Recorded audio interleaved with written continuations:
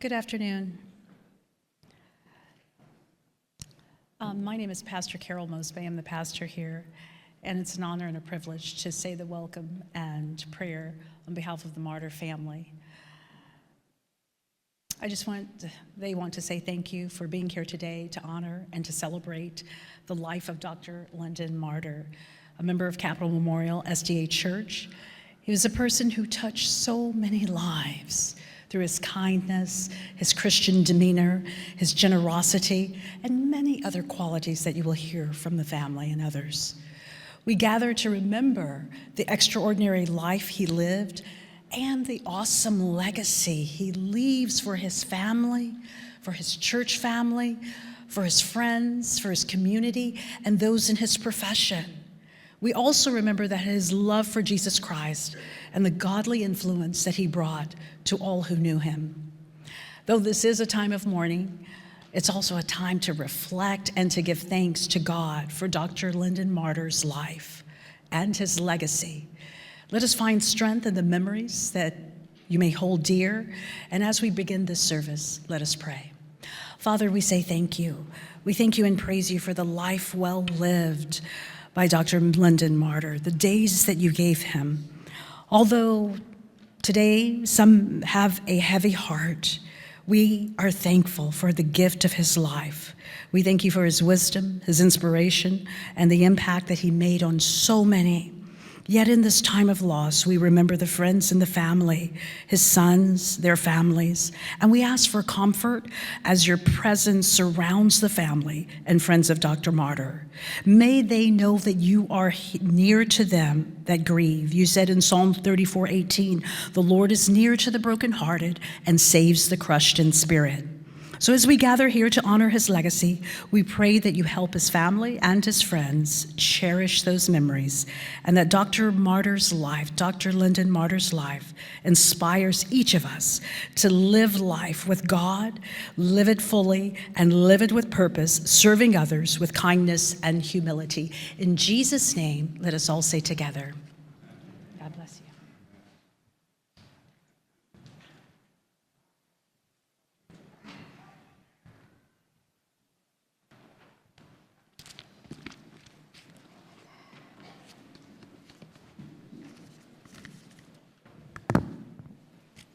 Good afternoon.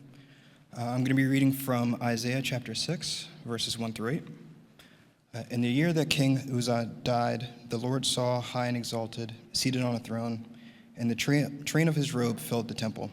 Above him were seraphim, each with 6 wings. With 2 wings they covered their faces, with 2 they covered their feet, and with 2 they were flying. And they were calling to one another, Holy, holy, holy is the Lord Almighty. The whole earth is full of his glory. At the sound of their voices, the doorposts and thresholds shook, and the temple was filled with smoke. Woe to me, I cried. I am ruined, for I am a man of unclean lips, and I live among a people of unclean lips, and my eyes have seen the King of God, the Lord Almighty. Then one of the seraphim flew to me with a live coal in his hand, which he had taken with tongs from the altar. With it he touched my mouth and said, See, this has touched your lips. Your guilt is taken away for your sin. Your guilt is taken away, and your sin atoned for. Then I heard the voice of the Lord saying, 'Whom shall I send, and who will go for us?' And I said, 'Here I am, send me.'" Thank you.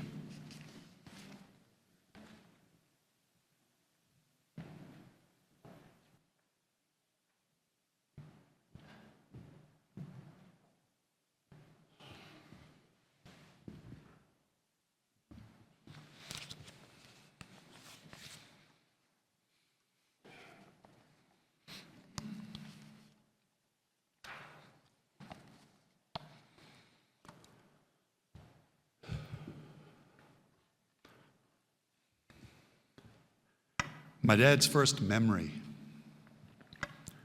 was in a small tin-roofed home at the foot of Helderberg Mountain on the campus of Helderberg College, not far from Cape Town, South Africa. They had no hot water other than the water that they boiled on the wood stove. His father was the Bible teacher there. In his memory, he was in a bathtub, and he was there for a long time. He remembered the water getting colder and colder. His parents put him in the bathtub because the doctor was coming. And they wanted Halki, that's what they called him, they wanted Halki out of the way. He did not know why the doctor was coming, but he knew that it was important. He was around 3 or 4 years old. His younger brother John was barely able to walk. And John was going to be circumcised. And his parents wanted Halki out of the way. He could hear talking in the other room, but he could not see what was going on. He told me he heard sounds indicating his brother was not too happy. And the water in the tub kept getting colder and colder. Finally, John walked slowly into the bathroom. He walked up to the tub, put his hands on the edge of the tub like this. He could just barely look over the edge of the tub, and he said, "Halki, the doctor cut my wee-wee off." It's a true story. That's my first memory, he said.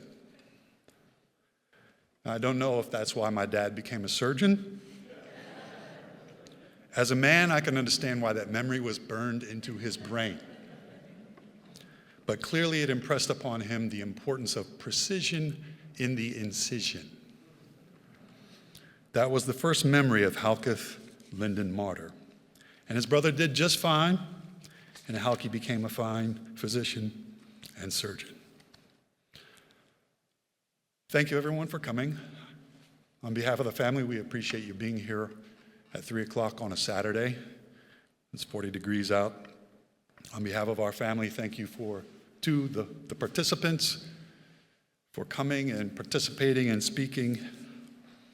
Thank you to my wife, Kim, for organizing everything. And thank you to our CMC family for hosting and making everything happen behind the scenes and otherwise. Thank you, Pastor, for allowing us to come and take up the afternoon. And on behalf of my dad, thank you for your presence here. As most of you know, he was not one for a big show. He was not one for thumping on his chest about how good he was. And he very frankly told me, "I don't want a service." He did not want this service. If he were alive, he would have refused to come, most likely. He said, "You know, I'm such a social butterfly," he would say sarcastically. In his later years, he joked that he was a PIP. Everybody knows what that is, right? A previously important person. But he's not here anymore, and he doesn't get to choose, so we're having a service anyway.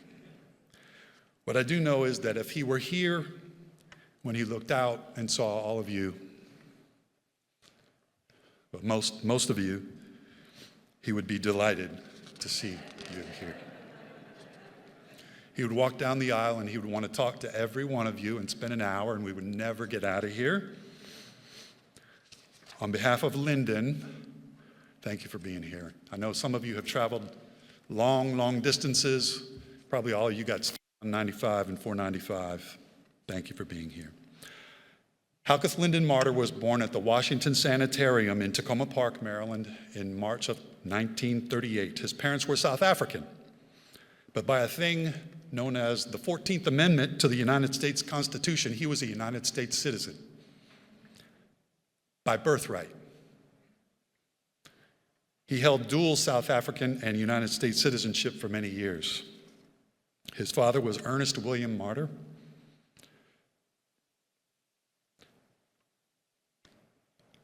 His mother was Gwendolyn Angela Tarr.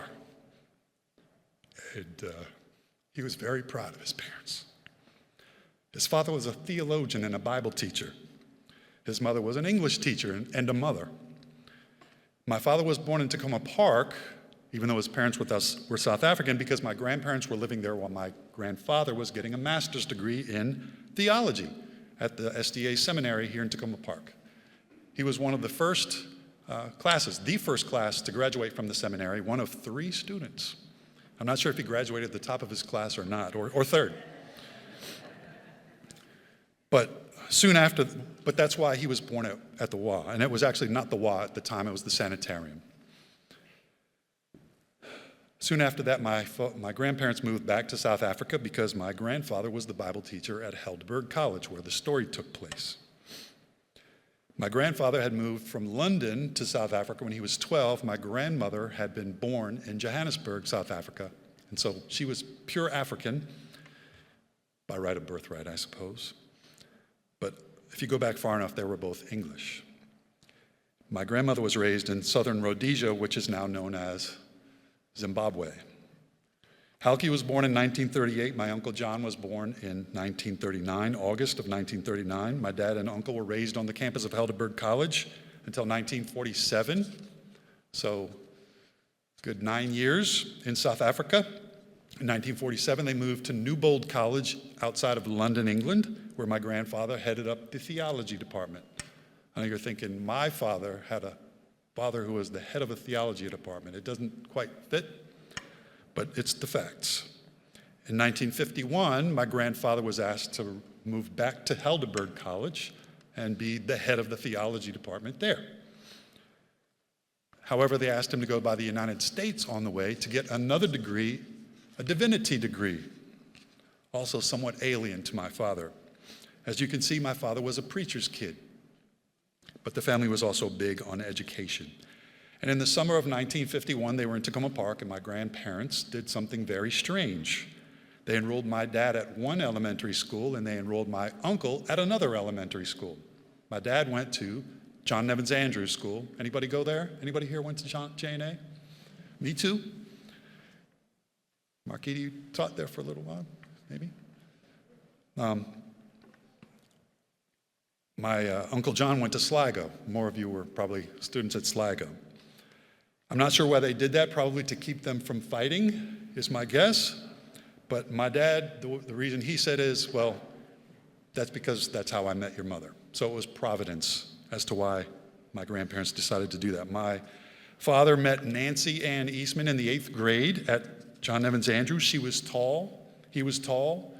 They stood next to each other in the treble choir. If you can imagine my father singing in a choir, it's a little frightening. They came from different worlds. He was the son of a poor African divinity student,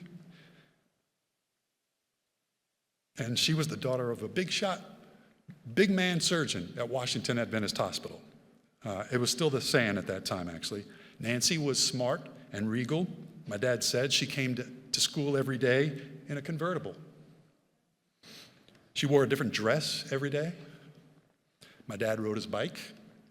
He wore the same clothes on alternate days, but they were always clean. Lyndon fell in love.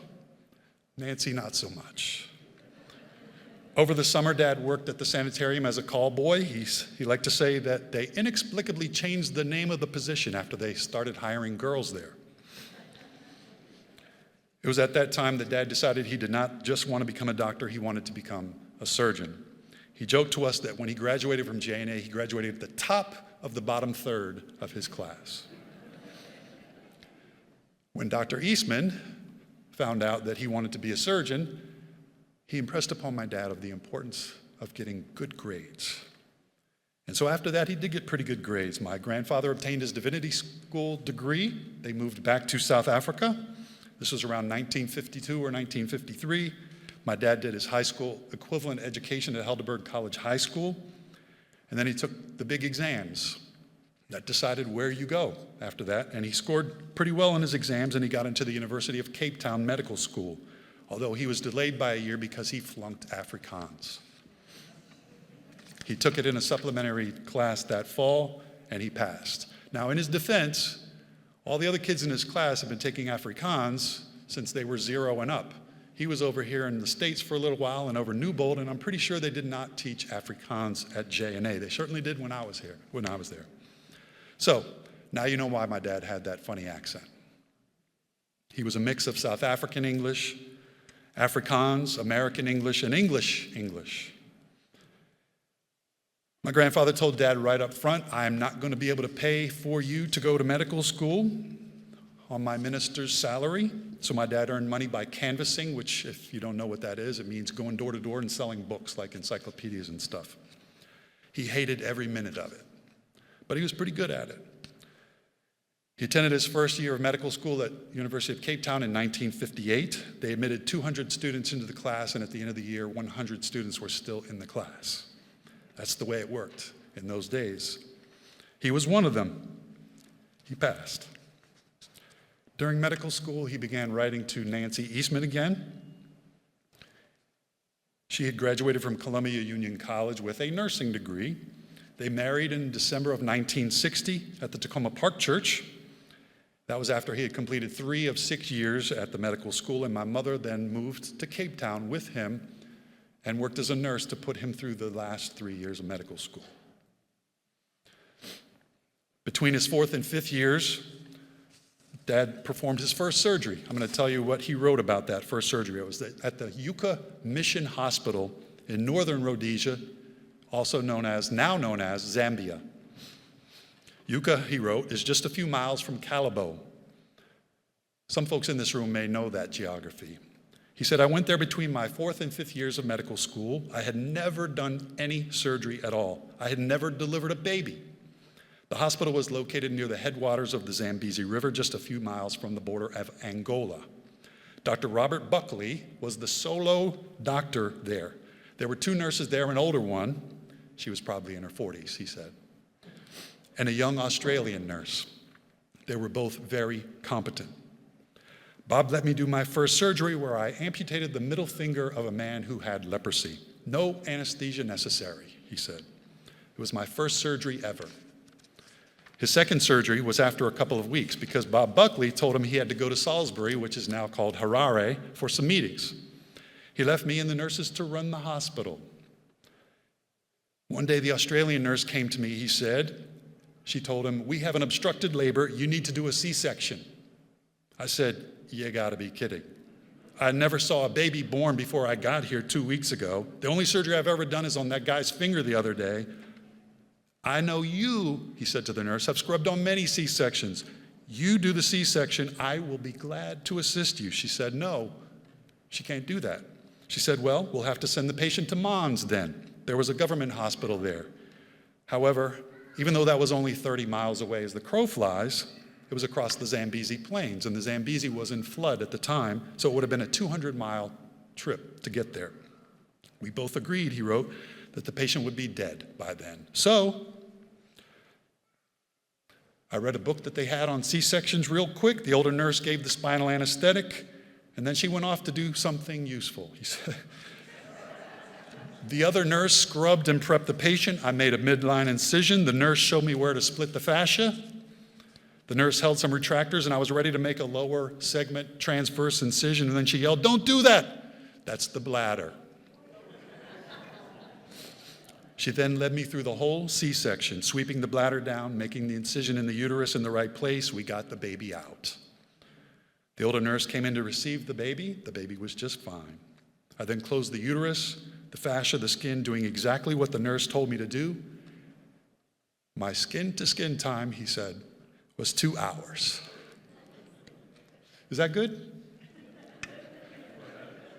For a medical student.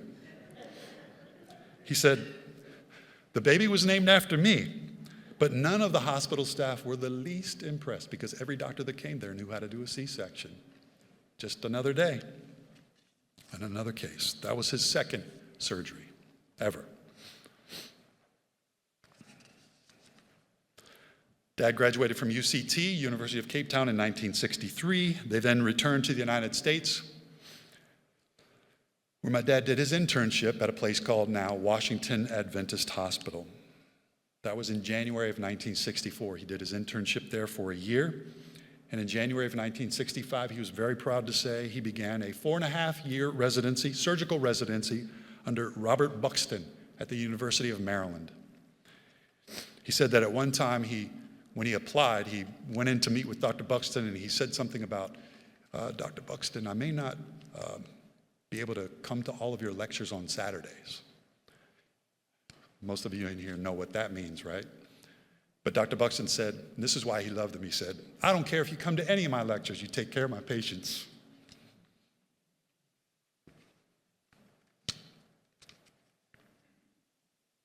And that's what he did.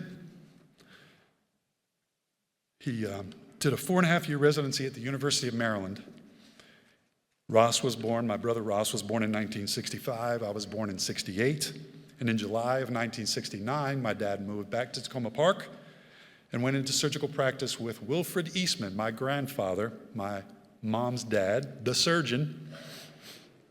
At that time, because of his training at Maryland, Dr. Plate, you'll be happy to hear this, he was the only one at the hospital who knew how to place a central line. Isn't that crazy? He was the first one to know how to do that at the hospital. Kudos to the University of Maryland. In 1970, my dad and mother accepted a call to have him be the surgeon at an Adventist hospital in Ife, Nigeria. My folks served there for 2 years.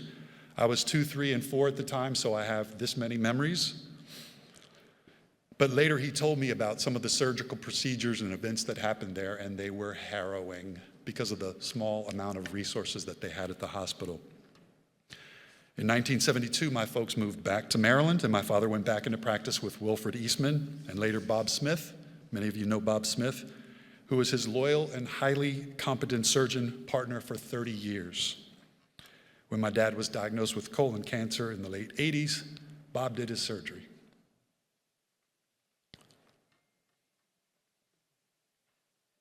And for that, I'm grateful. Unbeknownst to me, my dad received radiation therapy from a lady named Kim Jackson Tyler. And for that, I will also be very grateful, or forever grateful. He later proudly claimed her as his daughter-in-law. Other than Bob, my dad's best friend during those years was a guy named David Cromwell, a family medicine physician. And he always had a laugh with some guy named Tom Bensinger as well. He used to tell me the stories that they would tell and share. And my dad loved to laugh, and he got a lot of great stories talking with Tom Bensinger. Thank you, and thank you for coming all this way. My sister Crystal joined our family in 1978. My brother Roland joined our family in 1984. My dad was an active and committed surgeon. He operated at Washington Adventist Hospital for over 40 years. During his later years, he practiced with 2 other highly competent surgeons, Dr. Bobby David and Dr. Cynthia Plate, both of whom also operated on him. I read the op reports not too long ago at various times, for which I am also very grateful. He had a hell of a prior medical history, sort of paved the way to let us know what all was coming for us. But he fought and had some good health care, so thank you. When my dad had a heart attack at the age of 60, he diagnosed it. We went to the ED, and some guy named Keith Lindgren confirmed the diagnosis. And I was present in the Washington Adventist Hospital ED when he delivered a thing called TPA to break up the clot and save my dad's life. It was a miracle, if you think about it. It was a miracle if you think about it. But it was just another day in the ER at WA. But for that day, I will be forever grateful. After my mother passed in 2008, my dad spent as much time as he could with a lady named Sue Alley. She was his best friend for over 15 years after that. And for that, I am also forever grateful. Thank you, Sue. I know that I'm leaving many people out, and I'm sorry about that. My wife gave me a time limit, and I'm already over it. Over the years, Dad served at Washington Adventist Hospital as chief of surgery, chief of the medical staff, board member at Washington Adventist, board member at Adventist Healthcare for a little while. Most recently, he served as board member emeritus at White Oak Medical Center after his retirement from surgery. My only regret is that he did not get to operate there after they moved to White Oak Medical Center, because it would have been such a good commute for him. I will share just a few stories and then I will shut up. Thank you for your patience. My dad was a wise and funny man. He knew that if you mixed humor with information, it would stick a little bit better. So I'm going to share a couple of stories, some things that he shared with us as kids. First was the sex education that he gave to my brother and I. It was the following. He said, when you think you like someone and you might begin to do more than hold their hand, you need to decide ahead of time what you're going to do. Decide ahead of time, because you don't want to make the decision when you have more blood in your penis than in your brain.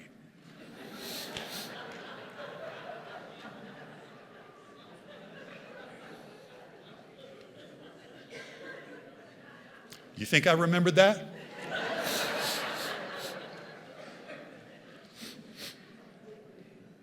My dad was always very self-sufficient. Even after he retired, he mowed his own lawn, he shoveled his own driveway, he did his own dishes. However, things changed a bit as he got older. About a year ago, we had a few inches of snowfall, and I called him up and said, Dad, hey, what you gonna do about your driveway with this snow? He said, this year, I'm gonna use an old snow removal technique that I call spring. When I was about 10, I remember getting dropped off at the bus stop, which was about a quarter mile from our home. And I was walking home. It was around 4:30 in the afternoon. I was walking along the road, and suddenly my dad drove up in his old 1972 Volvo, pea green Volvo with stick shift, which we all drove later in turn. Learned how to drive a stick with it. I was stunned, though, because he had never gotten home this early before. 4:30 on a weekday, and my dad was home, so I was pretty excited. He said, hey, hop on the car. Hop on the hood. So I thought, what? Okay, this is great. So I jump on the hood of the car. He puts it into gear. He's driving along. I'm thinking, wow, this is so cool. Wait till I tell my mom about this. I was driving on the hood of the Volvo. The wind's blowing through my hair. My dad told me it's okay to do this. And then when we get to the turn where we turn to the driveway, I'm moving along just great. And then all of a sudden we start to turn, and I feel my body pulling to the side, and I'm about to fall off. So I try to grab something, but there's nothing to grab. I thought about grabbing the windshield wipers, but I was afraid to do that because I knew it was just going to break them off. So I didn't. Next thing I know, I fall on the ground. Not on the grass. The next thing I remember was waking up many, many hours later because it was dark out. I was laying in my parents' bed. I was laying next to my father. And I knew my dad loved me because he was right there beside me. Right there. He took care of me. He told me he got me up and walked me into the house, laid me down, but I had no memory of it at all. And that's where I learned the meaning of the word amnesia.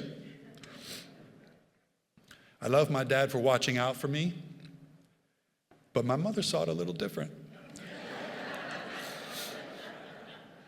I didn't know about what happened later, but I heard that she was livid.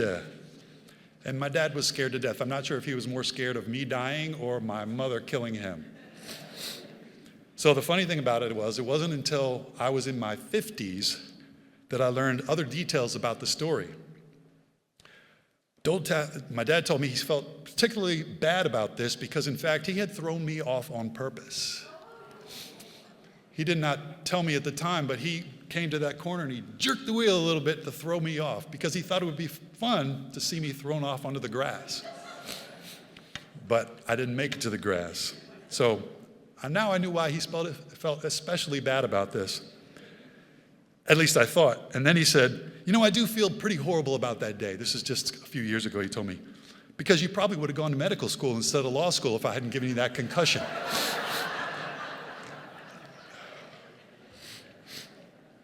I have one last story to tell, but I'm not going to because it is crude and inappropriate, I have been told. But it was very funny, and another time I'm going to tell that story. The PAs in the room would all appreciate it, I'll just say that. Lyndon Marter was a committed physician, a driven physician, but I knew that he loved me because he told me, and I could feel it. Nothing was more important than his patients, but when I was with him, I was the most important. He had that way of treating people like they were the most important. It was a gift that he had. My grandfather was a minister. He served God by teaching and by preaching. My father's ministry was surgery and medicine. He gave it everything he had, and he was good at it. He worked hard at it, and he cared. I know that Dad operated on many people that I know.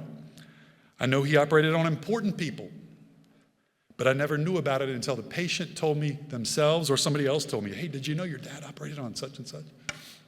No. He protected confidentiality before HIPAA was a thing. He treated everyone with respect, and he expected the same from others. He was diligent and honest and loyal and selfless.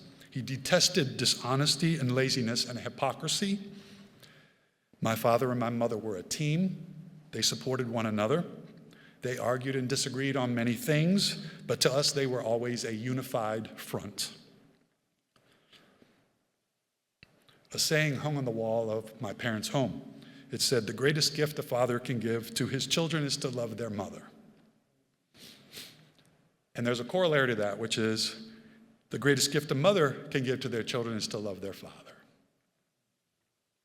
For my father, it was easy. For my mother, not so much. But she did it, and for that, I will be forever grateful. We were very, very blessed. My father died when he was 86. He lived a long life, and he was there for me all of those years. And I'm sad that he's gone, and I feel hurt that he's gone, and I'm angry at God sometimes that he's gone, but I know that I'm really, really, really lucky. Because some people don't have that at all. Some people don't have a dad at all, or a mother even, or only for 10 years, or till they're 6.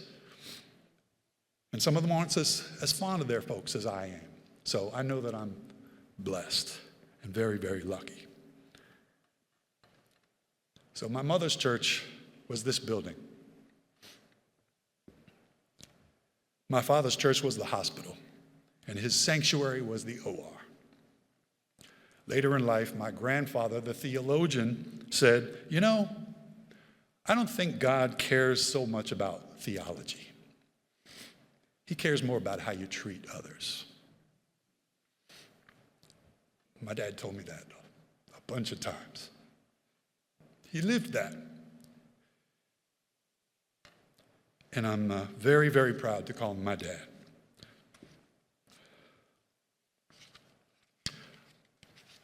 I love you, Daddy, and we'll see you soon. Thank you, everybody, for coming. I appreciate your presence here. The family very much appreciates your presence here. My dad was not an English major, but he enjoyed the sarcasm and wit of Shakespeare, and he even enjoyed some poetry every now and then. And the sonnet you're going to hear next by a guy named John Donne was also hanging on the wall at our home. Thank you, everyone, for coming.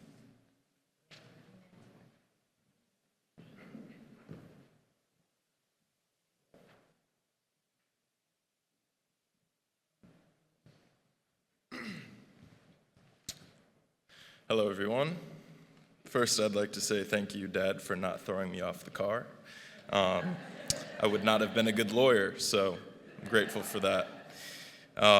Thank you all for coming to celebrate the life of Dr. Reverend Halketh Lyndon Marter. My name is Jonathan Marter. I am the son of Kimberly and Andrew Marter. But I also have the privilege, and I will be calling him from now on as Grampy, because that's the only way I've ever known him. But thank you all for being here. I appreciate every one of you. However, a little bit about my grandfather is he was a man of many words, many stories, many lessons, as you can tell. My father had a lot to say, which a lot of it was news to me as well, but always a fun story. But when I started medical school last summer, we got to talk a lot more about lessons and a lot about what life is about. We talked about the OR, we talked about stitching, whatever it might be. One thing we did talk about a lot was death. My grandfather had a great understanding of death and what it meant to him as a surgeon, but also as a Christian. And so today I wanted to share a sonnet with you all. It is called Death, Be Not Proud by John Donne. And please pardon me, I'm not an Englishman. It is written in English. I'm sorry, what is it called? Old English, there we go, that's the word. So it says, Death, be not proud, though some have called thee mighty and dreadful, for thou art not so. For those whom thou think'st thou dost overthrow, die not, poor death, nor yet canst thou kill me. From rest and sleep, which but thy pictures be much pleasure, then from thee much more must flow. And soonest our best men with thee do go, rest of their bones and souls' delivery. Thou art slave to fate, chance, kings and desperate men, and dost with poison, war, and sickness dwell, and poppy or charms can make us sleep just as well. And better than thy stroke, why swellest thou then? One short sleep past, we wake eternally, and death shall be no more. Death, thou shalt die. Thank you.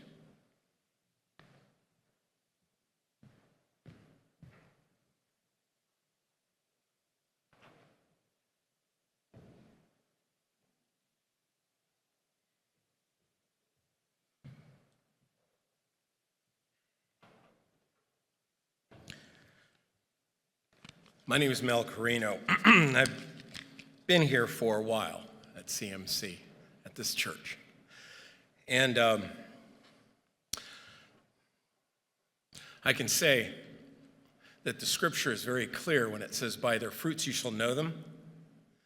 Because if I knew nothing about Dr. Marter, except from hearing from his boys or his grandsons,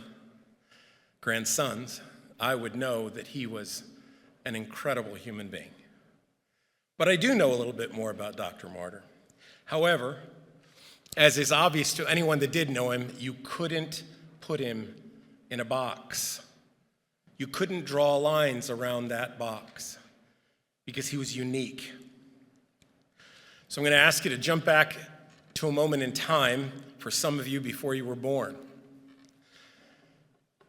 It's early March in 1984, and I'm interviewing at the Columbia Union College with Pastor Stephen Wilsey and Pastor Richard Fredericks.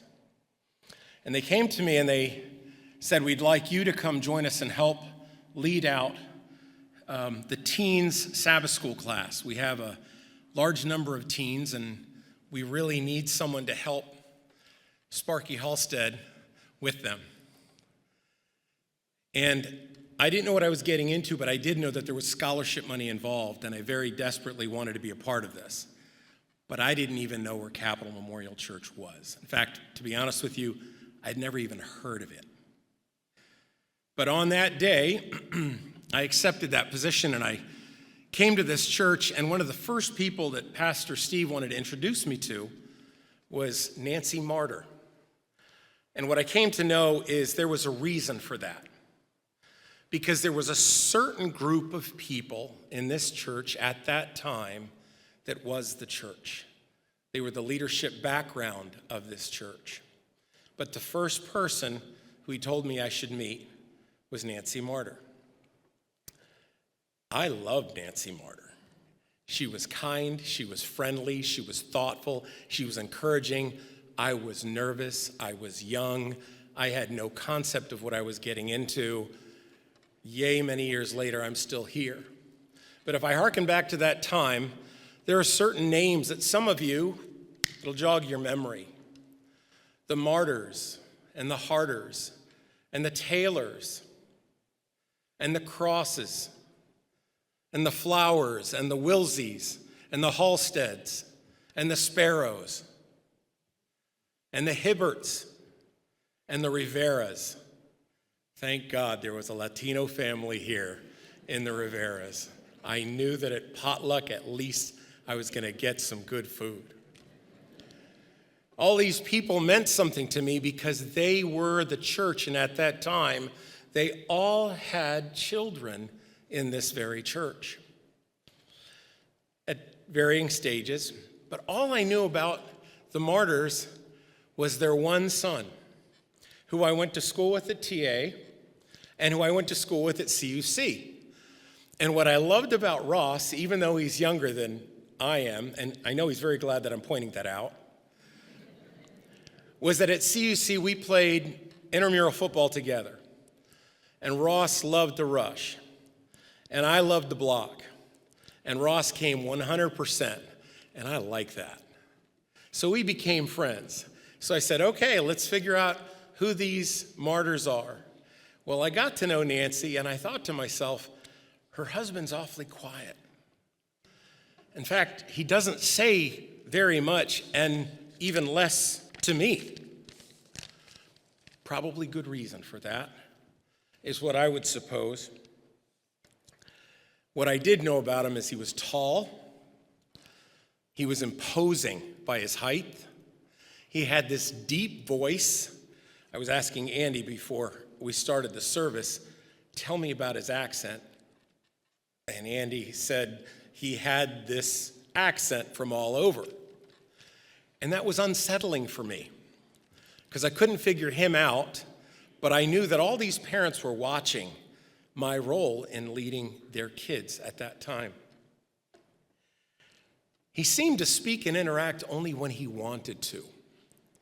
And this is how I saw him at that time, is he didn't suffer fools gladly. So you can imagine how I felt wanting to make an impression on someone that was very difficult to impress. But what I've come to find out about Dr. Marter over all of these years is there was so much more than just the box that I was trying to put all of these parents and influential people in this church in. I found out that he had a wicked sense of humor. And I'm dying to hear the story that Andy wanted to tell, but that Kim wouldn't allow him to tell. But I came to see that side as the years went by. And in this church, sometime early in the 1990s, as was the norm at that time, when a new quarter would start with our Sabbath school lesson, we would have a very special gathering. And everyone would meet here in the main sanctuary for Sabbath school. And I believe it was Lansford Hibbert who was the Sabbath school superintendent at the time, and he had asked Dr. Marter if he would come up and give a bit of a health nugget that had to do with that particular lesson study. Well, by this time, the kids that I was Sabbath school teacher of had become collegiate. So we went from teens class to collegiate class. And I was walking in a little bit early, and Dr. Marter pulled me over and he said, Mel, he says, you may want to stay. I wish I could say it in his accent. You may want to stay for the first part of Sabbath school. You might get a little jolly out of that or something to that nature. And I didn't understand what he was talking about, but he was obviously going to say something and be a part of something that he didn't necessarily want to be, but he was asked to be. So he's saying, you might want to listen in. So I said to my class, hey, let's go on in and listen to the first part. And at that time, he was talking about nutrition and a diet. And here sitting in these very same rows are a lot of very stoic people expecting to hear something that relates to the Sabbath school lesson, to the quarterly, etc. And he talks about the roughage that needs to be included in a diet.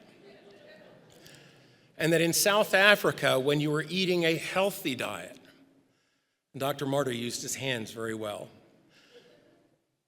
He said in South Africa, if you ate a healthy diet, you would know. Because the colon would produce something about this long and about this diameter. I'm dying in the row back there because of what he wanted me to witness. And he challenged everyone. He says, take note of how you eat and what you eat, and understand there is the bar. Dr. Marter knew how to handle the moment, and he did it just in a way that he liked to do. He was funny, but he was also very serious.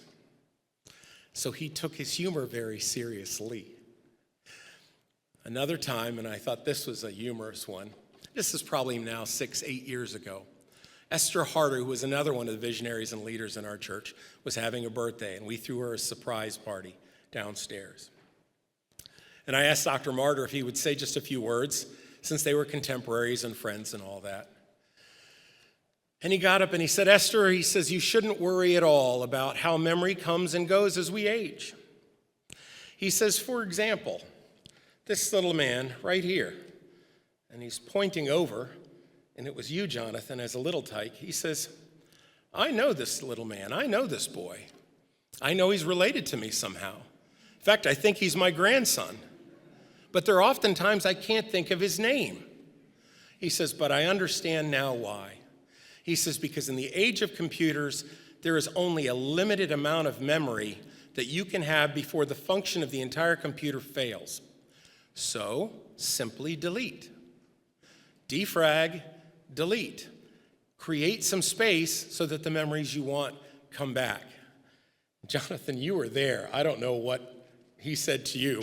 All that I know is that we got a kick out of the fact that it's okay if you can't remember this or that. He made it a practical application that life is what life is, move on. But I will tell you, Dr. and Mrs. Marter ingratiated themselves to me in 1,000 different ways. I could go on and on.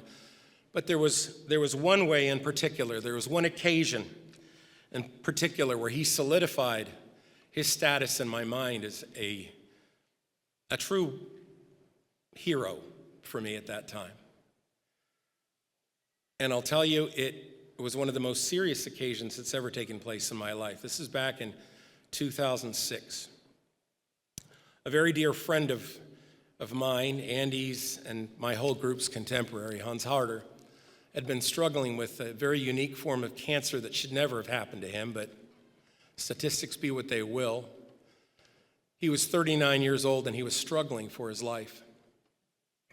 And he had 2 children, 7 and 4, and a beautiful wife, Adrian, and Hans and I were very close, and we would often talk on Friday nights by the telephone.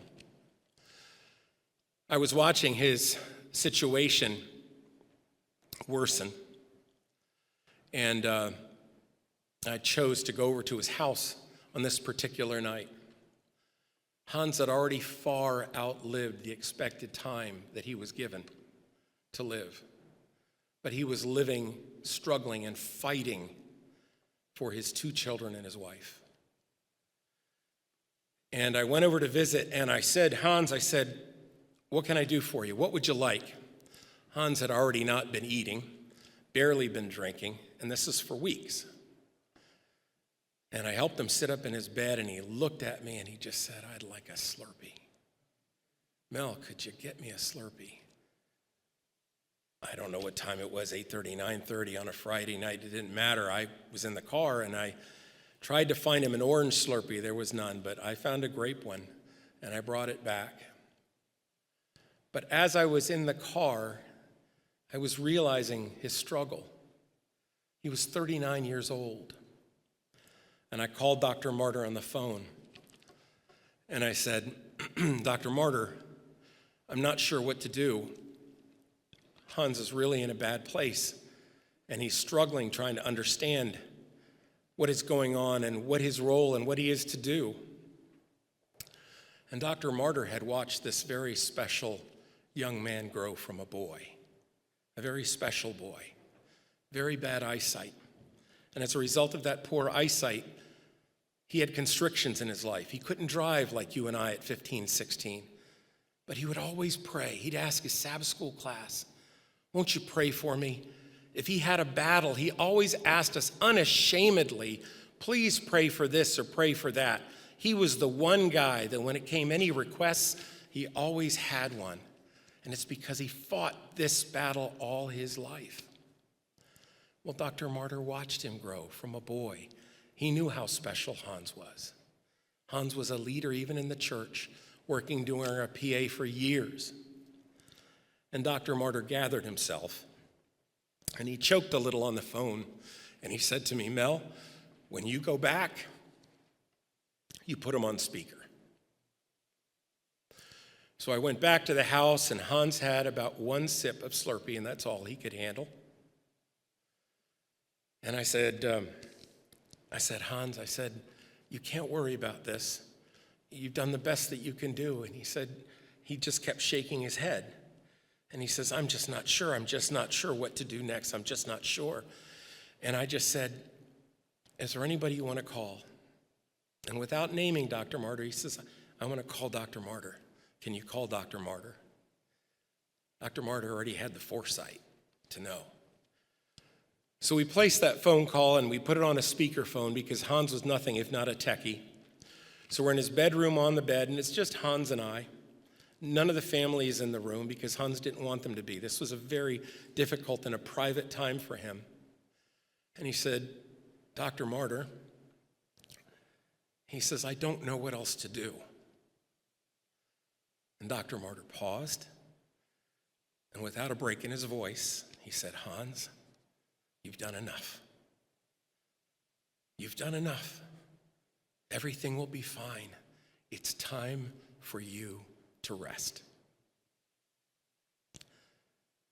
And Hans, his head just started nodding. I was struggling at that moment just for composure.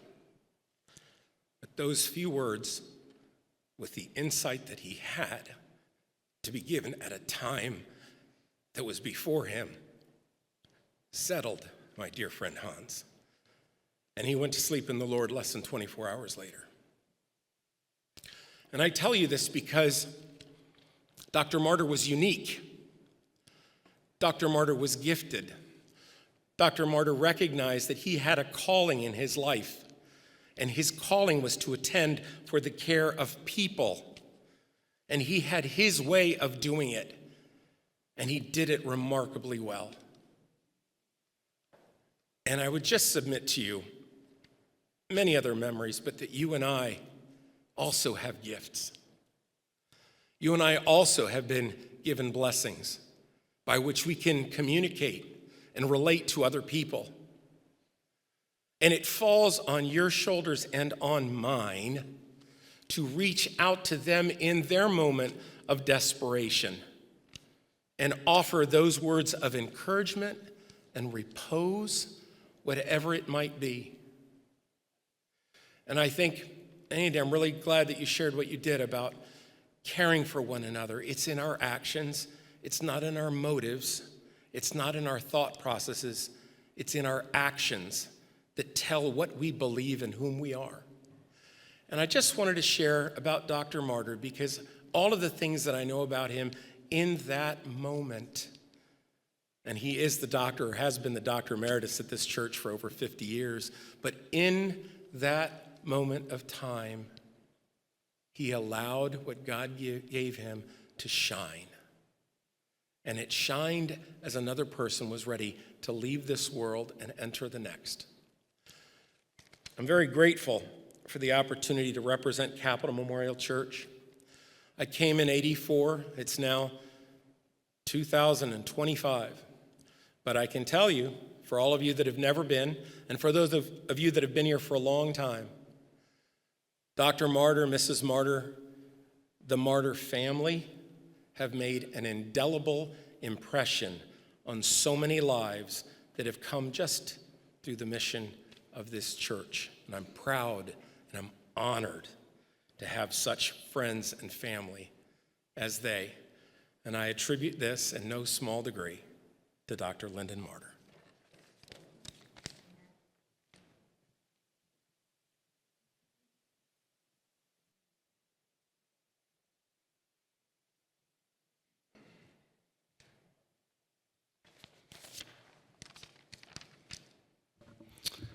Good afternoon.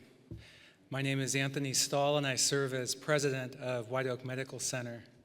And I want to thank the family for giving me this opportunity to honor the life of an extraordinary individual, and at the same time extend my heartfelt condolences to the family, friends, and colleagues of Dr. Marter. My connection with Dr. Marter started about 5 years ago next month. 5 years ago.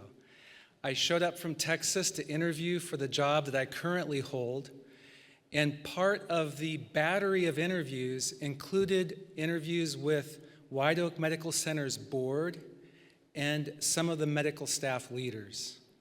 As I walked into the boardroom, there was an individual that you could not miss, and it was Dr. Marter. And he had the most provocative questions. I'll never forget the questions, and some of them I thought, I wonder what he's aiming at. I remember one, he said, "Do you read the official papers of the Adventist Church?" "Yes." "Well, how about the independent ones?" "Yes." And, "Okay, well, good. We need an open-minded leader." And, you know, he would just keep pointing at that. And as I went back to Texas, I thought, if I get this job, I will enjoy working with this board member. Well, the rest is history. Was offered the job, and Dr. Marter was an active board member during my time at White Oak Medical Center. You could count on him to be involved, to understand the issues, and also understand the history that informed current events. I remember the first time he called after I'd arrived, he said, "Anthony, can I stop by your office?" So I asked my assistant, Dottie, could you set aside an hour? And he took the hour. He wanted to explain the history of the sanitarium, WA, and now White Oak. And that history is important. We think of people we respect who say we have nothing to fear for the future, except as we forget how the Lord has led in our past history. And so he wanted me to understand the history, some of the potholes. And he would say, "Anthony, avoid this, be careful here." So over the time we worked together, he would call, and I knew he was having treatments eventually at the hospital, and he'd say, "Could I stop by?" Well, of course, you're never going to say no to a board member and not to Dr. Marter. And often when he would come, he would have sage advice. It was very direct. It wasn't sugar-coated. But I knew he cared. At times, as a leader, you can feel alone. You can feel like the arrows are coming at your back. And Dr. Marter, you never felt the arrows. You felt someone who cared, who wanted to shoot straight and give it to you right up front. And I always appreciated that. There came a time when he sent an official letter and called and said, "You know, my health isn't as good, and I'm going to need to step off the board."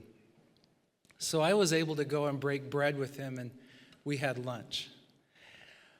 I have to tell you, he was not reflective in the least. His discussion at that lunch was about his family. His discussion was about, "You know, Anthony, I'm going to live to see I think it must be Jonathan, finish med school. This is my goal," and it was about his family. He was so proud of his family, and that took up the majority of our conversation. It wasn't about his health. It wasn't about, well, I'm just sick and coming apart. It was about the future and where he was heading.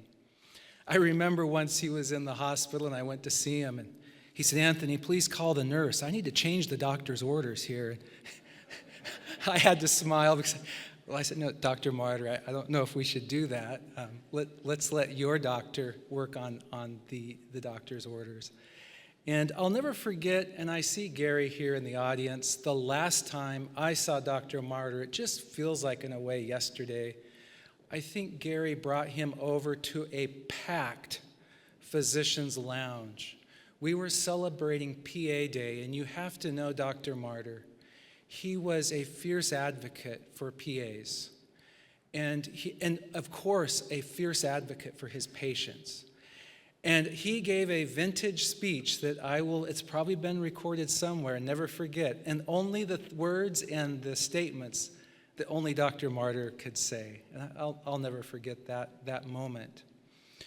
You know, as you think about what we heard of Dr. Marter's life and legacy, to think that he literally was born in the sanitarium, his life was around the hospital, and then working 44 years as a board-certified surgeon. As an administrator, I'm always enamored by physicians who study so hard to take care of patients and save lives, but yet physicians who are willing to set aside their day job and help in the administration of the hospital. And Dr. Marter did that. You heard the litany of positions he held at WA and White Oak. It was long. Chair of Credentials Committee, president of the medical staff. What wasn't mentioned, and it's amazing, he worked tirelessly on the bylaws. And anyone who has worked on bylaws in any organization, institution, or church know that that's a very precise work. And he did it with a lot of grace and a lot of hard work. Later, serving on the board of Adventist Healthcare, and then when I arrived, he was already a board member of White Oak Medical Center. He was a straightforward communicator, very clear, as I mentioned, and he marked his service by integrity, service, dedication to making a difference. He was also a mentor. This week I was talking with Dr. Bobby David, bumped into him in the PACU, and he said, "Wow, Dr. Marter hired me." And he said, it was interesting. I was pretty new at my profession. I could always call on Dr. Marter to come help me, to give an assist. Wherever he was, he would drop what he was doing and come and help me. And it made a big difference. So Dr. Marter's influence is truly still working at White Oak throughout a plethora of individuals and professionals, there's no doubt. He will be missed. His reputation is within the fabric of our hospital. And just a couple reflections in closing. I have no doubt that his legacy will live on in the lives of individuals who continue to work at White Oak Medical Center and in the institution that Dr. Marter helped to shape. I truly want to thank the family for your generosity in lending Dr. Marter's skills, talents, passion to the hospital. We are a better place because of Dr. Marter's influence, because of his work. And I just wish you God's blessing and peace during this time. Thank you, and God bless.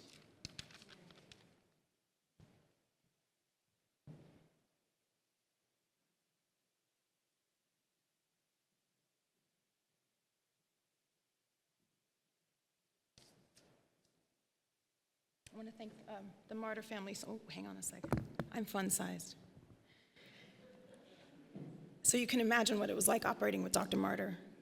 I had to have at least one, maybe two step stools, make sure I didn't fall, because he did not lower the bed for me. He's like, table up. Okay, sir. I'd like to thank the family. It's true. And you do the same thing, Ross. I want to thank the family so much for allowing me to speak today. Ross mentioned earlier, he had him early, I had him later. He became my family at the hospital. I was a surgical resident at Howard University Hospital, and we rotated through Washington Adventist Hospital in our 4th year. And I remember it was actually Gary who introduced me to Dr. Marter, said, "This is who you need to talk to. This is who you need to operate with." Dr. Marter kind of looked at me sideways. He's like, "Hey," and just kept doing what he was doing. I did several cases with him at first, and the next day you go in and see the patient, and you, as a trainee, you really want to be there before the surgical attending comes in. So I came in about 6:30 in the morning, looked at the chart, and he had already written a note at 6:15. I said, "Okay, that's fine." Next day, I get there at 6 a.m. He had written a note at 5:45. I said, "I got him." 5:30. He had been there at 5:15. I said, "This man is doing this on purpose." And the funny thing is, that's a true story. I never asked him about it. I never went back, because I really do think he did it on purpose. But we got into a groove. It was fine. Did my 6 weeks at Washington Adventist Hospital, went on my way. And a year later, Dr. Marter called me when I was about to finish my training, and he said, "We'd like you to join our group," Dr. David and Dr. Smith at the time. And I said, "Well, I've got some irons in the fire, Dr. Marter. Let me get back to you in a week." He said, "Okay, no problem." So he calls me the next day. And I said, "Well, Dr. Marter, I still got those irons in the fire. Just get me through the weekend. We'll talk on Monday." So he said, "Okay, fine, Monday." Calls me Sunday. He could be anyone who knew him, he could be a little persistent, just a little bit. So I ended up joining the group, which was incredibly an honor for me. Dr. Marter and Dr. Smith started the first laparoscopic cases in the area. They were really innovators. Started with, I was just talking to Harish, who's here, who used to work in nuclear medicine. Did just groundbreaking things at the hospital, things that no one else was doing. So it was really, really a proud moment to join the group. A lot of my co-residents were a little jealous. And for a variety of reasons, Carol will know, insurance credentialing and whatnot, I ended up shadowing Dr. Marter for about 6 months. Did every case with him, and he not only taught me how to be a technical surgeon, he taught me how to be a physician, a clinician, and really, really helped me with my bedside manner. I think all of us, so the important part of surgery is not only to know when to operate, but when not to operate. And he was really great at that. Anytime I needed advice, like Anthony said about Dr. David, anytime I needed his help, he would just come running. He would drop what he was doing, come in and help me. He would get so irritated as a clinician. We used to have tumor boards where we would talk about our new cancer patients with all the different specialties, and we would talk about pathology results and lab work and CAT scans and PET scans, and he would just say, "Wait a minute, has anyone bothered to lay a hand on this patient and physically examine the patient?"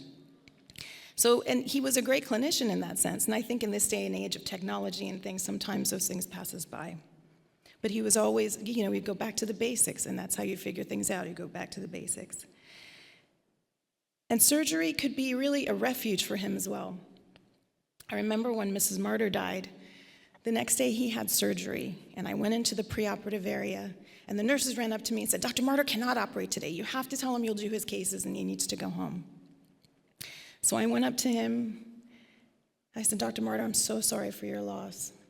And he just looked at me and said, "How is Cynthia?"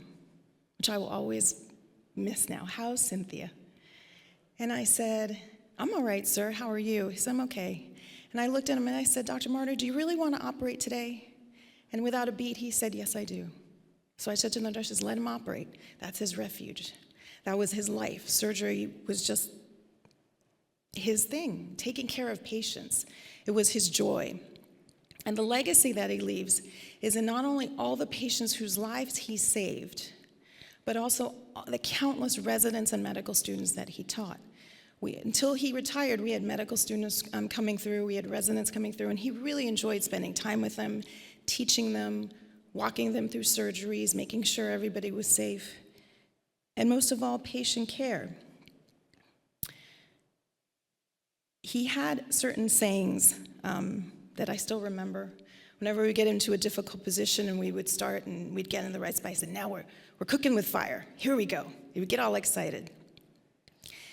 And he also would say, when again, some difficult times and we would get through it, he would say, "Better be a lucky surgeon than a good surgeon." I say that all the time. I find myself saying that to residents and medical students all the time. But Dr. Marter wasn't a good surgeon. He was an excellent surgeon. He was an excellent clinician, and he cared mostly about his patient care. That was the most important thing, were his patients. And he had an insight. You know, he had a tremor. I think most people knew that. But when he put the knife down, it was a straight cut. But his tremor started getting worse at some point. And he said to me, Cynthia, if you see that I am not operating well, or that I'm not doing as best as I could do, he said, you tell me, and I will retire. And that's a huge thing to ask me to do, this god of surgery to me. He was like, luckily for me, he decided to retire before I said anything.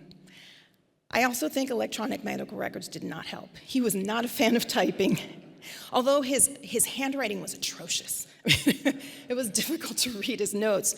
And then when the office moved into electronic medical records, I think for a while, he kept dictating anyway. He would just say, I'm not doing it, I'm dictating. And Wendy's gonna type everything. So I think those things also pushed him a little bit towards retirement, but it was really his insight. He felt like he wasn't doing as good of a job as he could have. And that again, even though surgery was his life, patient care was most important because he really wasn't looking forward to retirement at all. I think he really enjoyed it a lot more than he thought he was, but he wasn't looking forward to it. But he decided to because he thought, this is what I should do. This is the best for patients. He was incredibly encouraging. You know, when I started, he said, you're going to be on this committee, you're going to be on credentials and bylaws, and you're going to do this, and you're going to do that, and you're going to become chief of surgery and then chief of staff.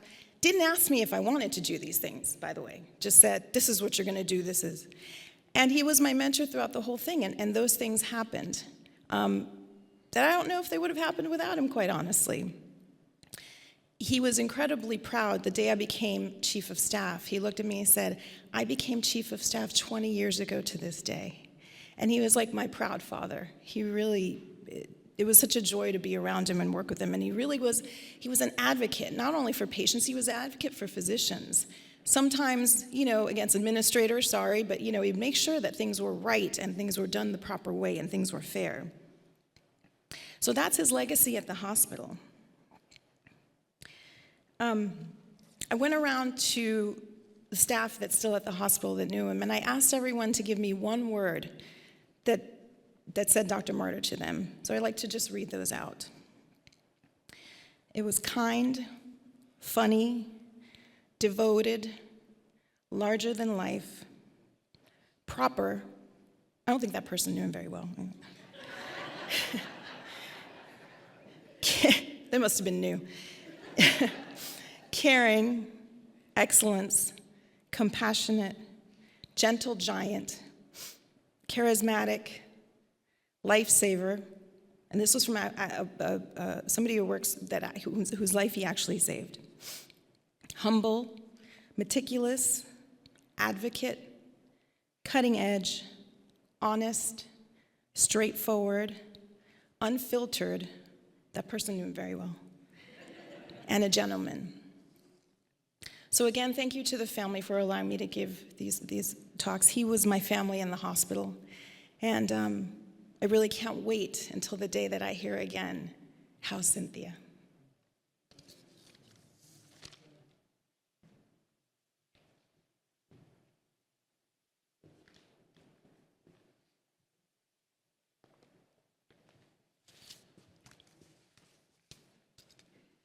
Table up.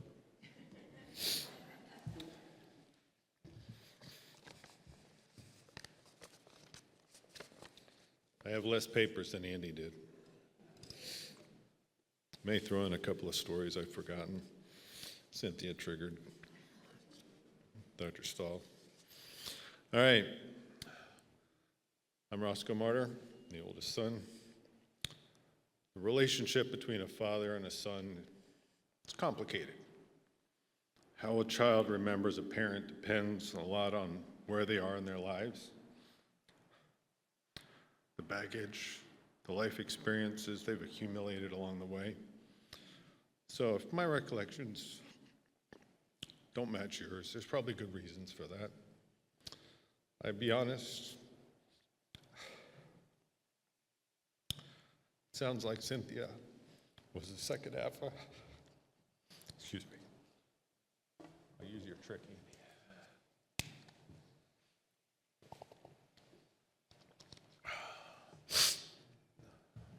Sit up. Table up a little further. Our parents shape our lives by how they live theirs. We learn by watching our parents and mentors. When I was growing up, I didn't really want to be like my dad. He worked a lot. He didn't understand or play sports, at least not the ones I knew. I liked football. He didn't know what that was. Thought it meant a round ball, something like that.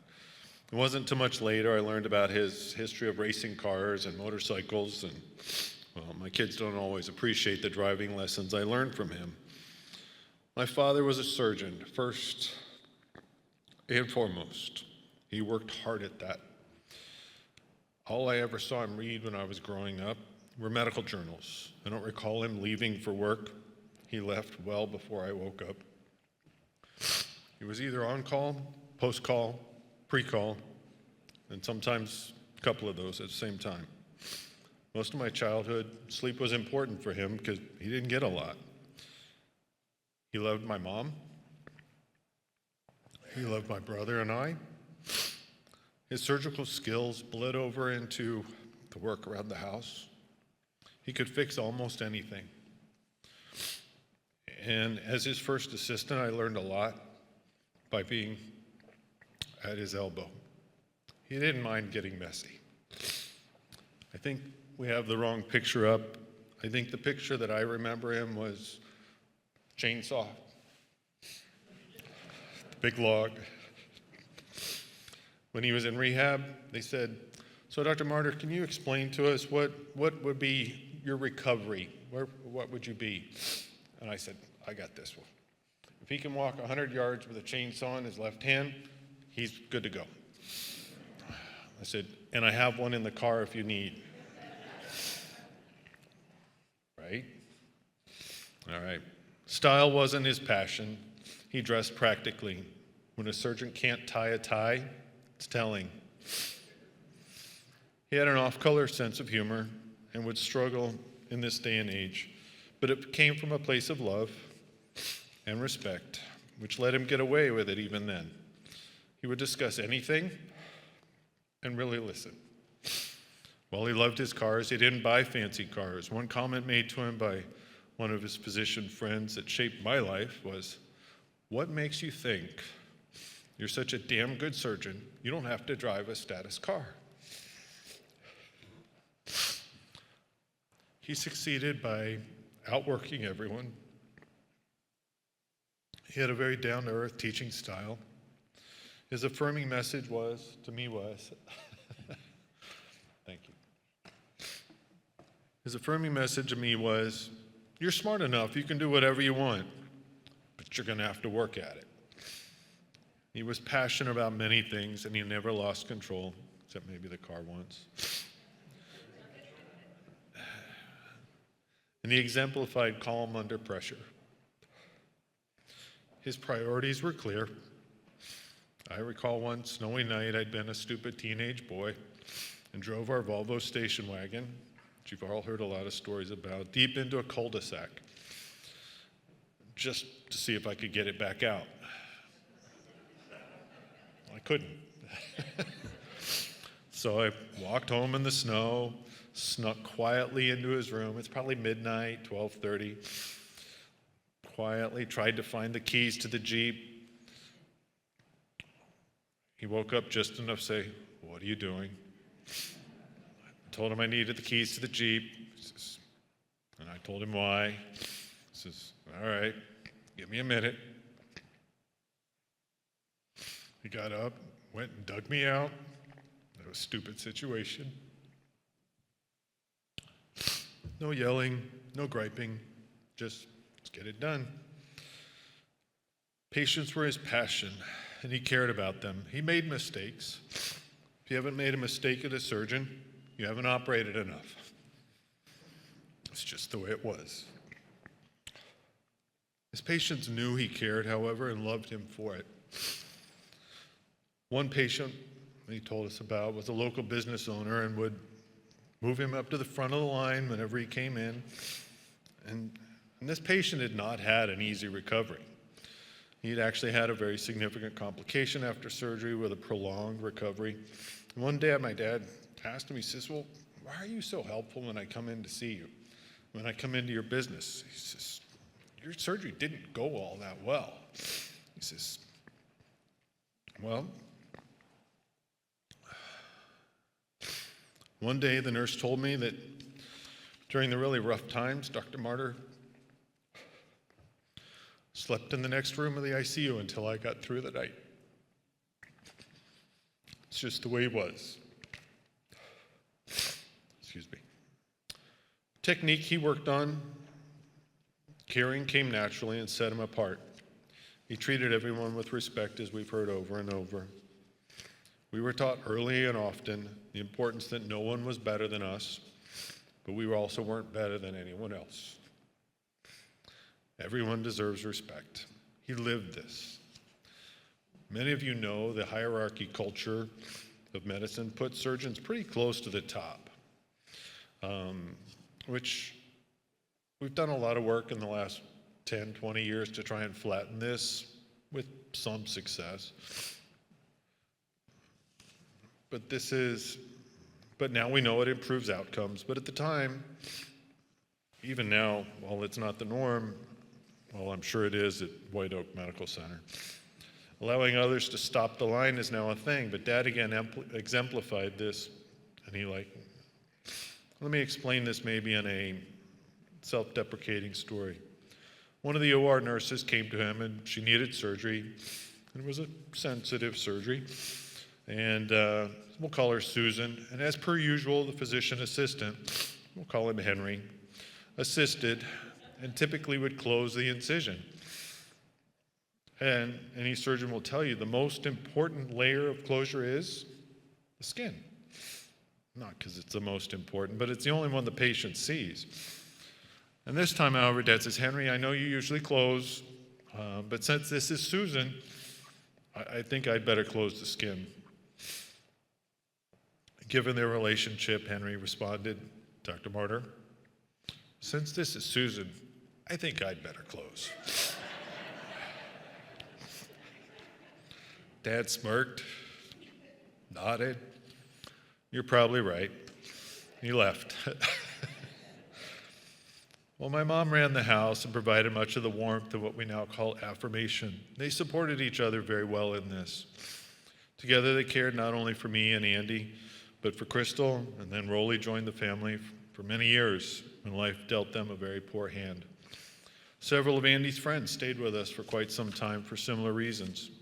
He was the father figure to several of my friends over many years, many of you have known me since I was a child, but then I left, and so just to bring everybody up to speed, I'm now the father of 3 beautiful daughters and have lived in California for the last 33 years after leaving for medical school.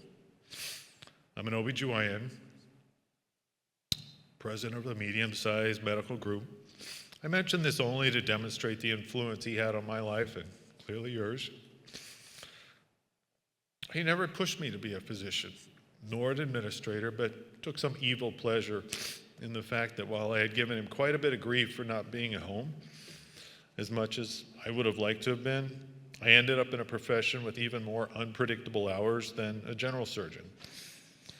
I did learn to join a group rather than private practice, so my hours were significantly better, but it was still funny the choices we make. The first baby I ever saw delivered was delivered by him. It was not an endearing experience. It was very messy. It was loud and very scary to a 7-year-old in Nigeria. But we all survived the experience. I probably didn't go into surgery for several reasons, but one was one of the physicians on my surgery rotation came out of surgery. He goes, "Oh, it was great. I just did a laparoscopic cholecystectomy." I said, "Oh, that's awesome. How'd it go?" He says, "Oh, it was great. It only took us like 3.5, 4 hours." I said, "Wow, that's pretty good. My dad does them in about 45 minutes. Again, probably a reason I'm not in the surgery rotation anymore. When I did graduate, he counseled me that I should get on a few committees so you could be part of the solution. Much like he did, I think I got a little bit carried away and ended up on too many committees. But I think we both did it so we could positively impact the lives of our partners, our staff, and most importantly, the patients. It was always the guiding principle he exemplified. No one is better than you. One more personal story that Dr. Stahl may appreciate. I called home one night to discuss some issue I was having at work, getting something for patient care, I'm sure. And I said, so I walked into the hospital CEO's office and I told him, at which point, my mom rolls over and she goes, so who does that sound like? Dad was very proud of all of his kids, even the lawyers and bankers, especially those who could fix all of his transcripts. But life is messy, and being in the medical profession, you have the opportunity to cut through much of the facade people show to the rest of the world. It's a world that's insulated from everybody else. We don't get to talk about it very much. You see things there, you do things there that very deeply impact people's lives, and you don't really get to go home and talk about it. And so you don't realize the person that you're sitting at the table with a lot of times. But I think we learned this over time. Most of our patients are practically naked, both physically and metaphorically. Most of our customers are scared. My dad showed many of us how to deal with life in its most basic sense. And I think we both struggled with the fluff parts of life. We saw way too much of the very real, the very raw side of people's lives. Going to Nigeria honed the skills that he had learned in school and heightened his skill at taking care of a huge spectrum of problems.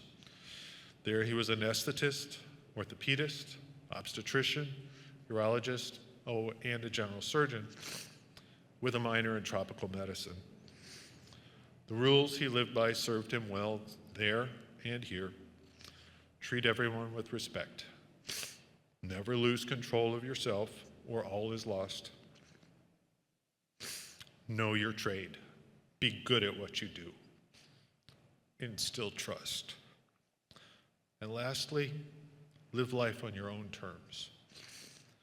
In the years after Mom passed, he had to adjust and learn how to write a check, find a bank, learn to cook. He could do magic with boiled eggs and Marmite. I was able to connect with him more in the last many years and really got to know him better. While we look back and see the effect people have on our lives, it usually takes a bit of reflection to see that.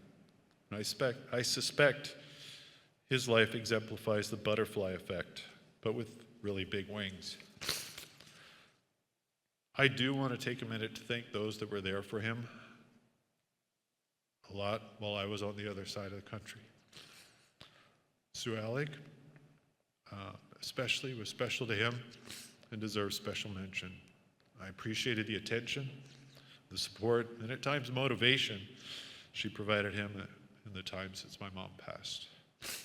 There are many others as well, his physicians, Dr. Kondagli, Dr. Frosby, and family, like my siblings, their families, John, Sally, Fred, work family, Dave, Tom, Gary, and not work friends, Marquita, Leo, Audrey, some of which are here, some of which are not. I won't try to comprehensively list anyone because I know I'm remembering why I left the church. My butt's starting to hurt too. He was special in his own semi-gruff, often off-color way, but he was always there.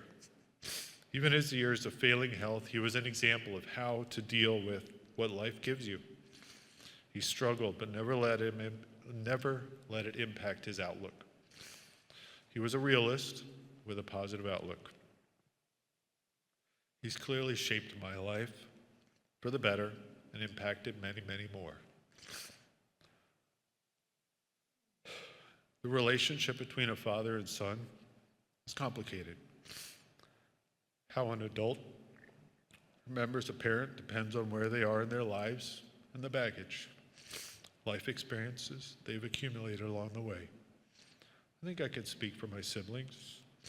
We feel pretty lucky to have had H. Lyndon Marter, MD, FACS, as our father.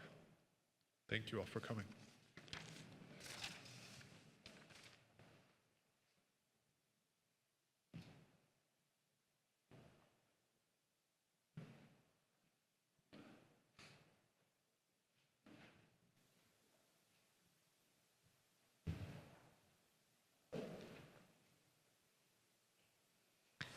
I'm not sure what to do with this thing.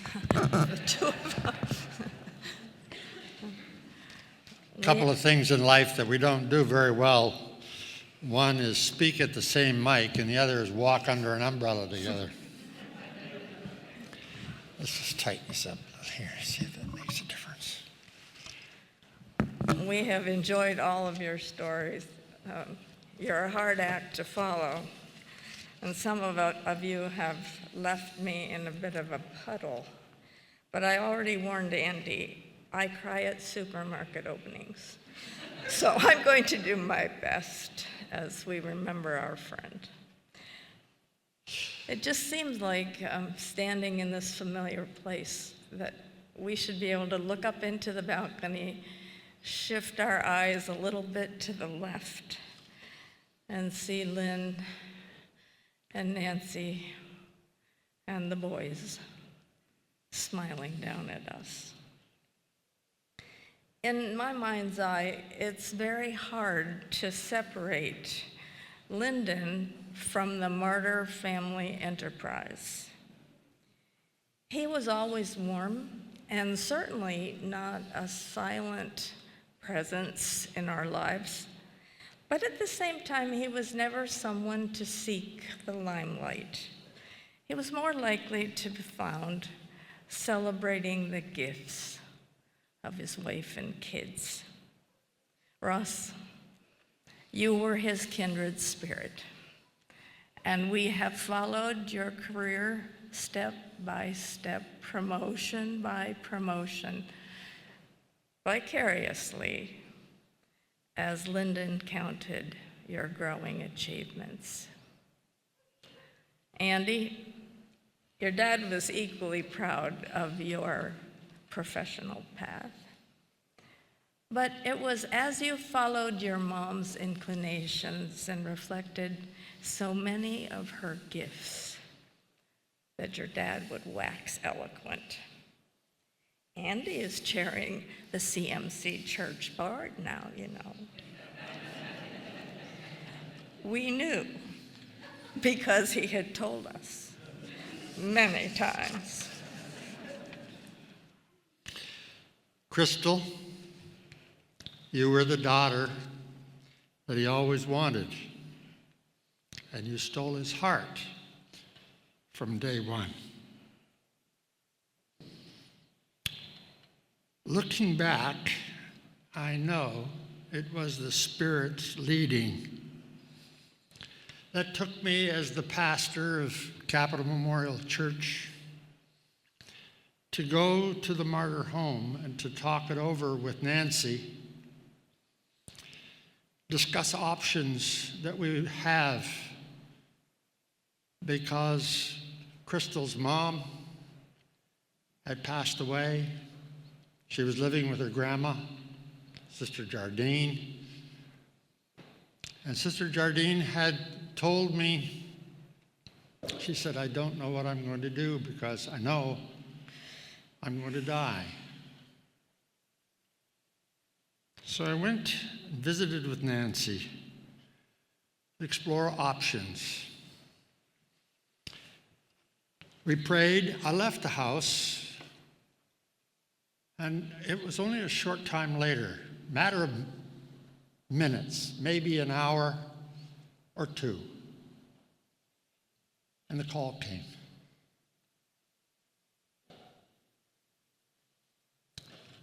She said, we want to give her a home. And that's how that began.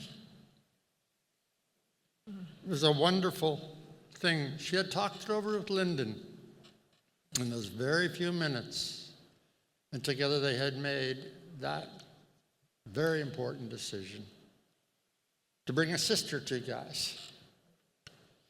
And she has been a blessing. We didn't know Rolly as well, but we know that he too was drawn into the mix with love when he needed a family. And we know he has been missed since he passed away so suddenly. Laura, you and Faith and Seth also held a special place in his heart. Lynn reflected on the varied tapestry he called family recently at Justin's wedding, as his beloved grandson brought his stunning Asian bride over the broom into their family circle. Lyndon stated the obvious. As you can see, we are a diverse family, and we like it that way.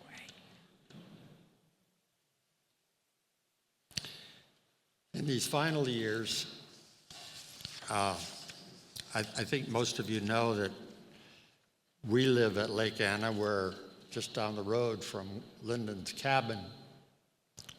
And often when he and Sue would come down, spend weekends, especially in the last year, he called us almost every time that he came and invited us over. And we took those visits seriously because we knew he had some limited time. We spent many happy Sabbath afternoon hours listening to episodes from his life. And he always wanted updates on what our sons were doing, and then he would eagerly share the latest from his side. Jonathan, he loved your cooking. Whenever he called to tell us, come on over, the gang's all here, there was literally a gang. And there was always food, really good food, lots of it. And Lyndon grinned down upon it all from the sidelines. But Jonathan, you were always in the middle, making sure everything was perfect and that everybody got their fill. Your grandpa loved that. Justin, we know you best as the martyr, jack of all trades, fix-it man. As Lynn would say, there's just nothing my Justin won't tackle. He loved to tell the stories of your amazing ability to figure anything out. Only occasionally did he throw in a story when you were less than amazing. Like the time you were confidently ready to pull the ripcord on the chainsaw to get right to felling the dead tree that was in front of you. And you would have done it, but for your grandpa. As he recounted the incident to us, the rest of the family have him to thank for slowing you down to make a few minor calculations before you drop the tree on the cabin. But no one brought Lyndon to his full height like his memories of Nancy. I remember as pastor of the church many times the nominating committees wanted to draw him into church leadership, but he'd always say, better just let me make the money to help fund your projects. Let me free up Nancy for church leadership. She's the one with the talent. And those of us, of course, who knew her knew how right he was. It's always been a special feature of Capital Memorial Church that men here supported women in leadership. Ponder that. I never realized that until I was, thinking through some of these thoughts together. Lyndon topped the list of men who set the example for that He was in the cheering section when this church took a giant step and elected one of the first women elders to ever serve in North America, Margie Corner. I had the privilege of ordaining her as a local elder right here on this rostrum. His wife Nancy was the next woman who was elected, and the history of her ministry as an elder in CMC leadership is well known. But Lyndon was a pillar of support behind her when her influence grew as a member of the Potomac Conference Committee, and then when she was elected as president of the Association of Adventist Women. She moved the church forward toward affirming women in ministry, even in ordination. And he was there for one of our own, Kendra Holobiak, a young woman who had grown up in this church, along with others who courageously blazed a trail for other women called to ministry to follow by accepting the laying on of hands offered to them by the Columbia Union. Now, to tell the whole story, we gave Lyndon a lot of passes because he gave us Nancy, but we did give him a bit of a hard time when he pulled out that tired line about just letting him work to fund our projects when it came time to go in-gathering. Now, we did our best to make in-gathering fun around here. We dressed up, we went Christmas caroling in the neighborhood, and after the caroling, there was always hot chocolate and popcorn and cookies and sometimes a movie and games. But let's face it, it took all any of us had to go door to door in the frigid cold, collecting money for ADRA. Convenient, we used to tell Lynn, that doctors can always be on call. I didn't know about pre-call and what all those other calls were, but now I know. Just convenient that because they were on call, he could never go out into the freezing cold to freeze his tuchus off with the rest of us out on the street. But all the while, the doctor was making money. The man we knew was giving it away.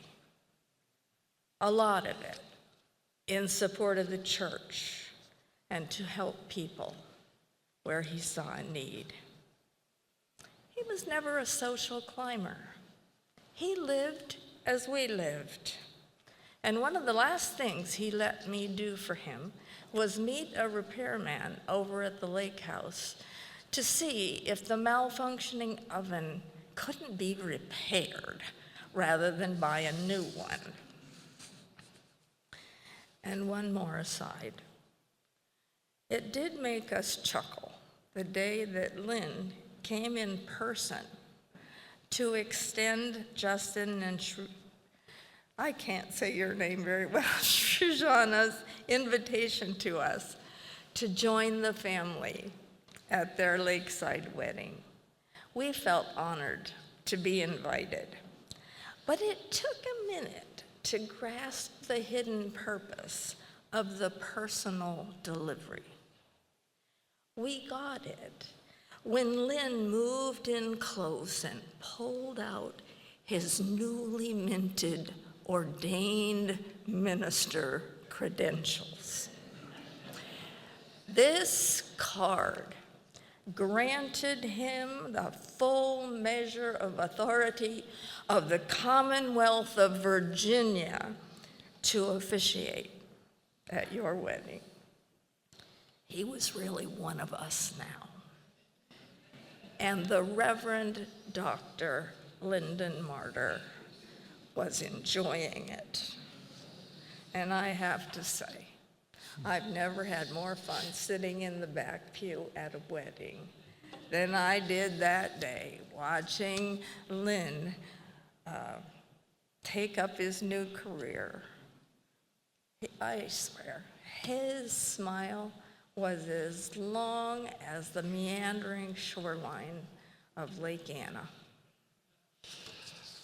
I had a privilege of working with him in a number of 5-day plans to stop smoking that we did here at the church during the years that I was pastoring, 50 years ago this spring, for 5 years. The people in the 5-day plans couldn't get enough of him, especially on the days when he brought specimens. Made his point. They'd all come up and look at the tray. Lyndon was a huge stabilizing force in the life of all of us who knew him. But I want to mention this idea that nobody seemed to handle dual relationships or even triadic relationships better than he. Incredible.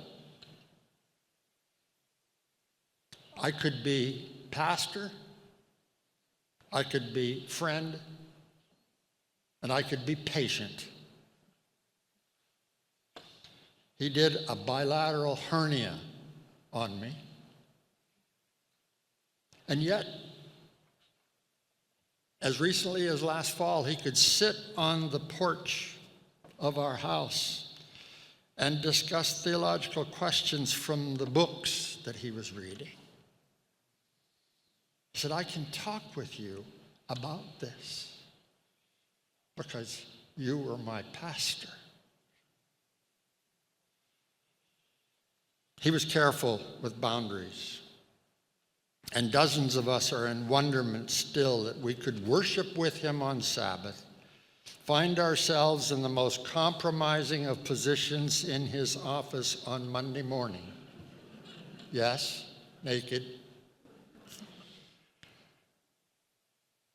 And yet experience no lingering sense of awkwardness when you sat across him from dinner in the fellowship hall here the next Sabbath. That's an incredible feat for anyone to pull off, and Lyndon was a master at it. His ability to diffuse a tense situation with humor and grace eased this diverse congregation of more than 45 nations through many a rough patch. Like Solomon, he possessed, I believe, what Scripture calls a largeness of heart, a wisdom, an intellectual capacity, emotional intelligence that allowed him to be fully present with anyone on every level. His curiosity was unbounded, his probing mind unafraid to wrestle with even the hard questions. I know why he asked you that question about reading the independent writers. I know. He would ask me the same. Often in our visits with him, he'd introduce me to authors of books on tough theological subjects. Do you know so-and-so, he would say. I'll get a copy for you. And many times he gave me his own. Marked up, dog-eared by his own intellectual journey through the book. A book from him, more often than not, expanded my thinking, grew me. I suspect he fell asleep in the Lord with books around him that he still wanted to read.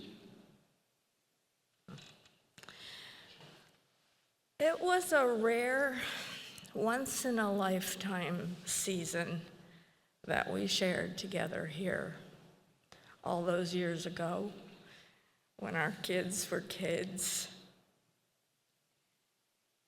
But God brought us together in this hallowed place. It was a season of grace and growth like no other we have ever experienced. God brought us a pastor that we were ready for then in Jack Sequeira. A pastor who unfolded the gospel to us so powerfully each week that we came early to church with our Bibles and we sat on the edges of our pews.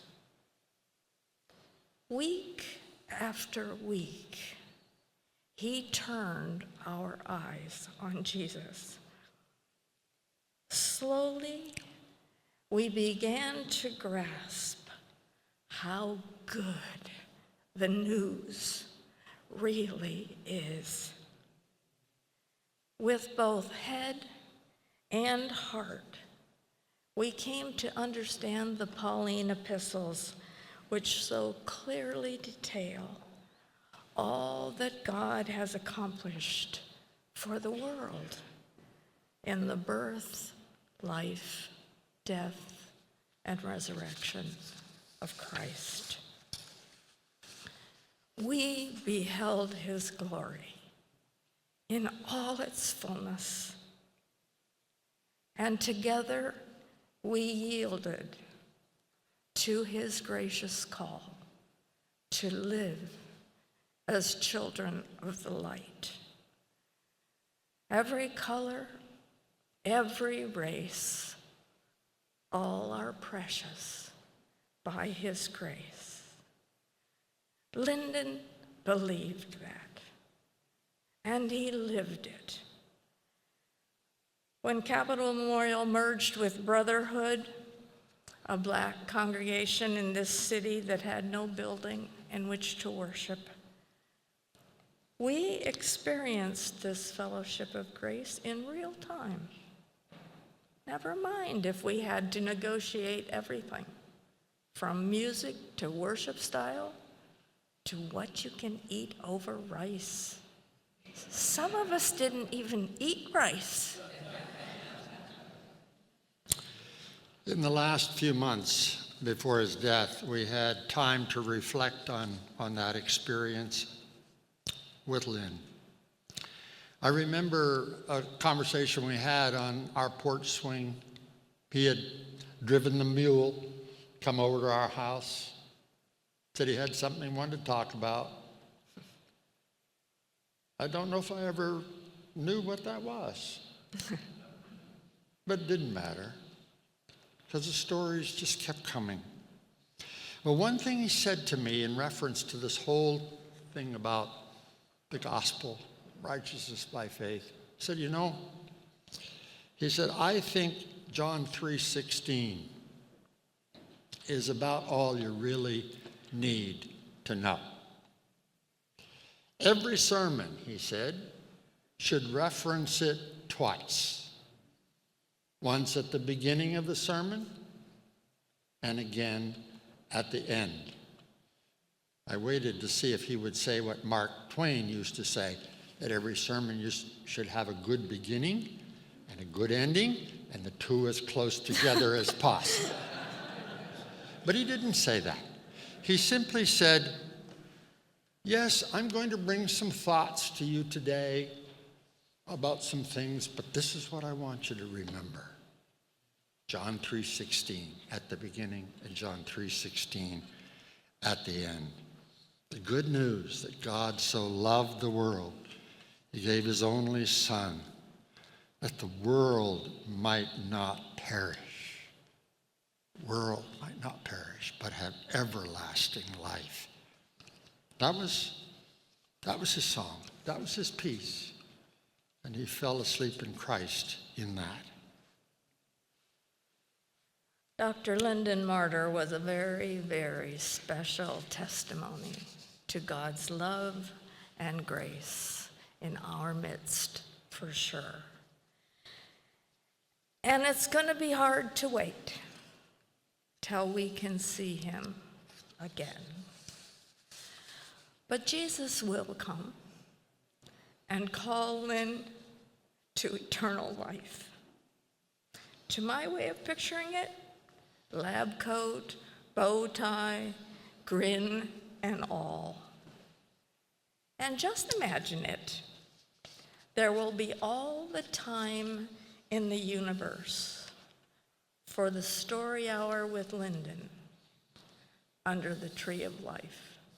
We will not tell him we've heard all his stories, so he'll tell them again.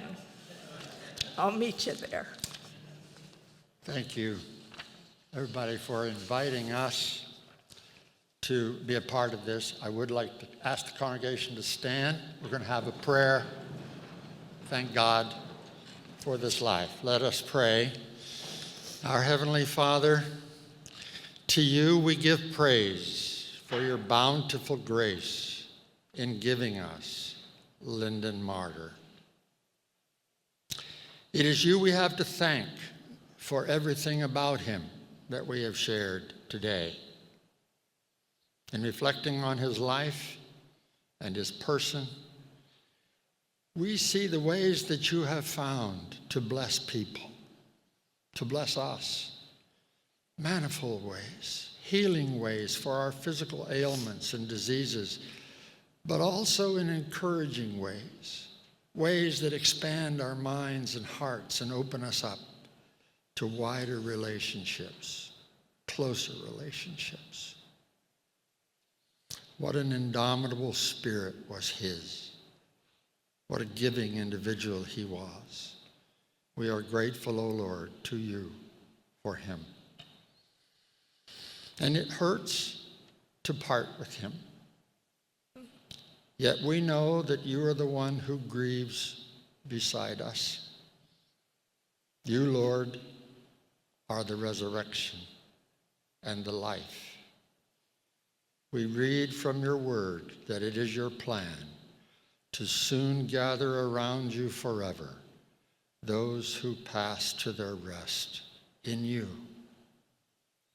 May that hope, yes, the salvation of John 3:16, the return of our Lord Jesus Christ, and eternity in your presence, may that hope shine brightly now, even as the shadow of death falls over us. May its glow enlighten our days ahead. For it is in the name of Jesus Christ, our Savior, we pray. Amen.